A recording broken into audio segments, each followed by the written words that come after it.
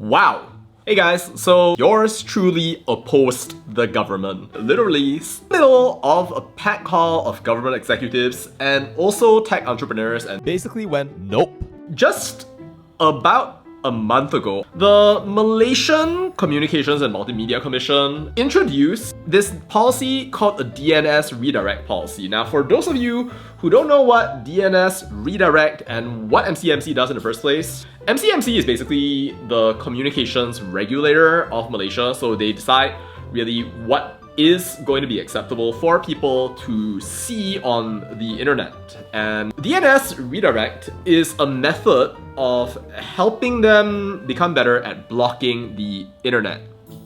But what even is DNS redirect in the first place? Your DNS is basically what we call a domain name system, and a domain name is basically those words that you type into your keyboard whenever you're trying to access a website. The domain name system, what it does is that it takes in the domain name that you type into your browser, converts it into what we call an IP address, and through some magical process, it ends up taking the images, the files, the whatever from the IP address that you end up getting right there, and then it displays a web page to you.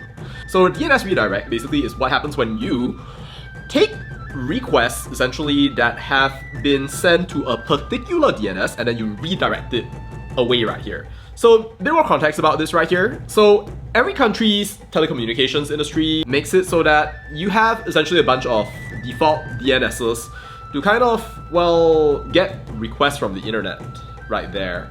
And what happened really is that over time, a lot of people realize that they don't want to be bound by government restrictions on the internet, which is quite a normal thing right there, because you don't want the government deciding what kinds of naughty no-no websites it is that you're looking at right there. So a public DNS is a way of resolving that. A lot of people do use Google DNS and also Cloudflare to go ahead and access porn sites. But also lots of companies out there use DNSs at any time right there.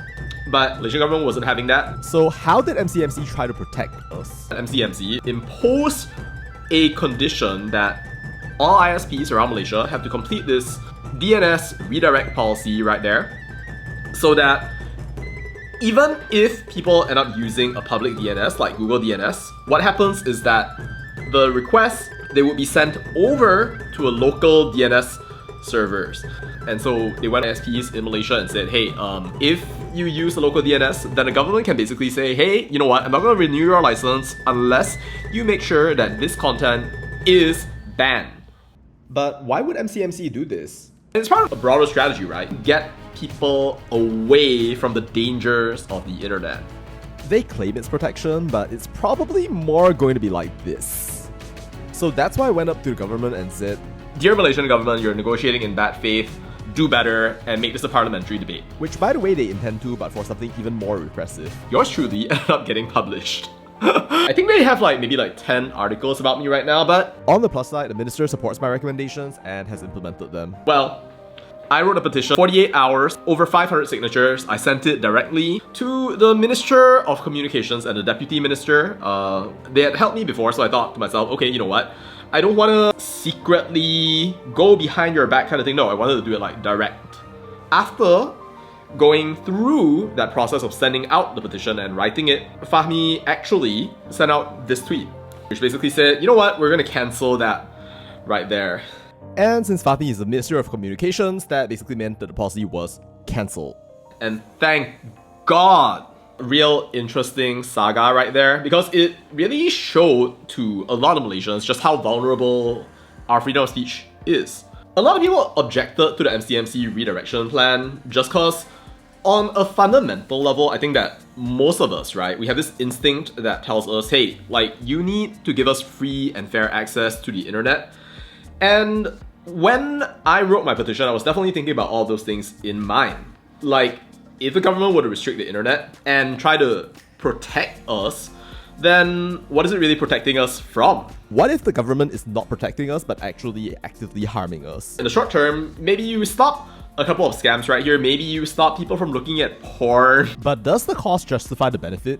If the government were to really have this policy in place, then it would be able to just go right ahead and be exploited by another administration that had come along. Imagine these jokers controlling your internet. It was really interesting to think about all of these things along the way as I crafted that petition. But anyway, yesterday's session right there was one of those results of that. I was invited to come by, met a couple of people, and also members of the MCMC who talked to us about the thinking behind all of these different policy moves that they were essentially like bringing about.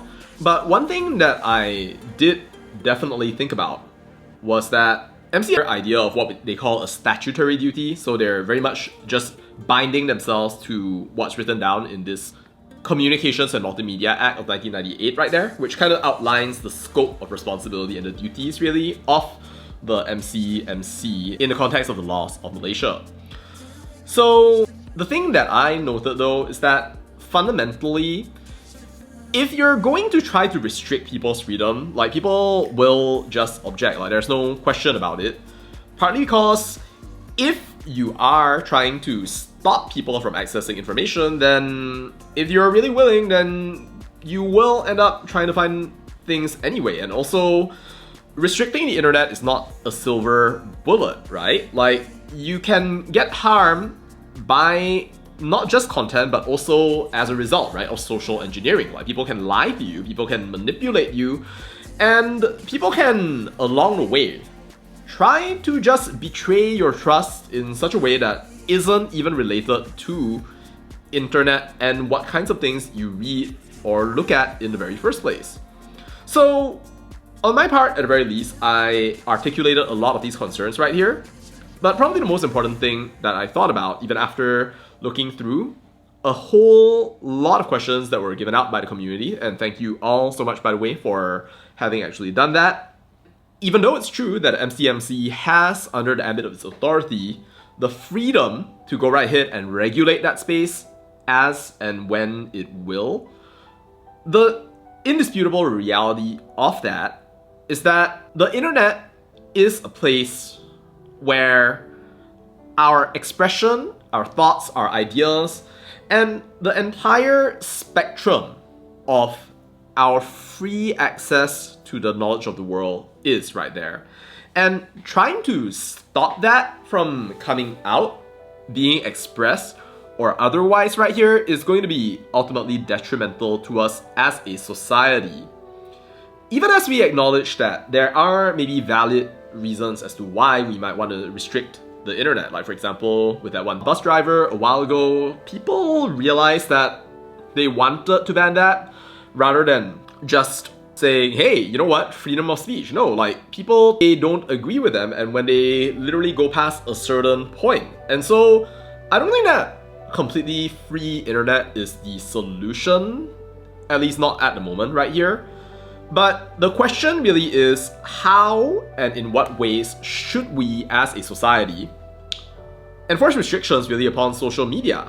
Which is why what I recommend, and what I have recommended, is that we as a society have that conversation on a larger scale. That's why I was quoted in all of these different media interviews right here as calling for a wider discussion, because I do think that when it comes to something as monumental and important as the internet and our freedom to be there, we need an educational discussion by our politicians and our leaders. This conversation on digital discourse is a very important one. And so I encourage Minister Fahmi Fadzil, Tionia Ching, and also Gobind Singh Deo to consider this, because at the end of the day, what happens in Malaysia, I think, is truly important, not just for us personally, but also for the rest of the world at large. We are a country that is a solid proof of a robust and functioning democracy. Being able to have this conversation maturely as adults on a national level is, I think, something that's truly important. And that's why I recommend that the Malaysian government discuss internet governance policy in Parliament. Ideally without using the term kill switch, because that's going to make the Malaysian people want to put a kill switch on any type of kill switch. So that every single Malaysian can see what our elected representatives are thinking about on this issue of governance, responsibility, and access to information, both for Malaysia and its internet users, and hopefully for all of the world at large to look at us as an example. Hopefully not of what not to do. Expect a new petition soon. The link for that is going to be in the description. Alright, and that's basically it. Over and out.